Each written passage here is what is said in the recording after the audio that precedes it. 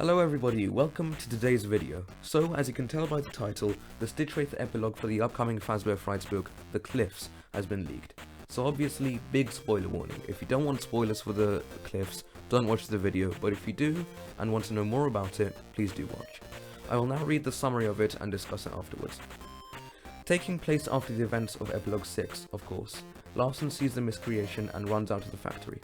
Realizing that it has not yet pursued him, he went back to look at what it was doing, to which it was still taking form. The story then changes its perspective to Jake, who is now being whirled into what is now the miscreation, still holding on to parts that it would slurp up into itself. He clinged onto whatever he could. He then caught onto the remains of Eleanor, who pinned Jake against the ground, her eyes then glowing brightly, and he could sense that she was reaching inside of his soul. He felt the evil that he fought inside the trash compactor, but it was stronger than before. He could sense the core of what Jake had sensed in the things Andrew had infected. Jake then came to the realization that there was also evil inside of him as well. It had not only borrowed itself into Andrew, but into Jake himself.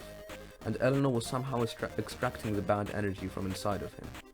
When she got rid of it all, she returned and flung herself into the rest of the miscreation. Back to Larson. He is then pursued by the miscreation. Then it hesitated and went deeper into the factory. Larson then followed the miscreation deeper into the factory and followed the sounds of metal being scraped and the sounds of squishy/wet popping noises, which led him to seeing shadows of beings that walked across in motion. As he took one more step, he was immediately hit by the miscreation and impaled by its metal. He saw that it had collected not just small parts, but also literal dead animal corpses, along with the endoskeletons of the animatronics from the original Freddys, who were now tapping their feet and still emitting noises from when they were now fused with the miscreation, in motion as if they were singing on stage. Larson had the wind knocked out of him. Still clinging to his consciousness, he began to hear voices of children call out to him. "Hurry and open your eyes," is what was said. When Larson opened his eyes, he was greeted with the face of the miscreation, looking at him. Thus, Larson ran out of the factory. The miscreation began to barge out through a literal wall on the side of the building, and Larson snuck his way over and grabbed the bag he left outside in Epilogue 6. If you do not recall, this same bag is what Larson found at the police station, and contained an item that came from the fire site. Upon opening the bag, he then sees the mask of the puppet staring back at him. When he opened the bag, the voices he heard grew louder, and then received the thought of Charlie saying, "Bring me to him." Following Charlie's directions, Larson took a forklift and grabbed the bag. He then drove the forklift and plunged it into Afton, lunging it into the building. The puppet then takes life and flies out of the bag, giving Larson the key to run away. The miscreation then sucks up both the puppet and the forklift. Larson, still determined to fight, looks back at the miscreation and calls out to Afton. The thing responds to him saying, "I am agony." After Larson retreats to the docks behind the factory, the miscreation stops and suddenly Eleanor ejects herself from inside of it, then retreating into a vent inside of the factory. The miscreation then collapses inwards as Charlie slowly tears the inside of the miscreation apart, spewing out the notorious black liquid, along with the actual blood that poured out of the creature's mouth. And the miscreation then collapses into nothing but liquid and a heap of trash, and falls into the lake. The only part that did not sink was what remained of Charlie. Jake, still in the body of the Stitchwraith, goes towards Larson, who is bleeding out on the docks. Jake realized Larson had been infected by William whenever the part stabbed him. He then channels all of his energy from the battery pack into one of his arms and heats it up to the point where it's glowing.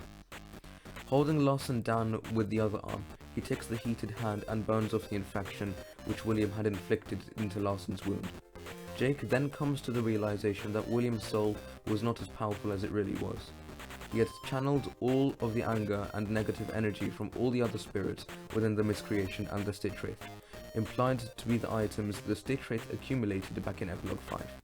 Something besides Afton had been controlling the trash rabbit, and whatever it was worse.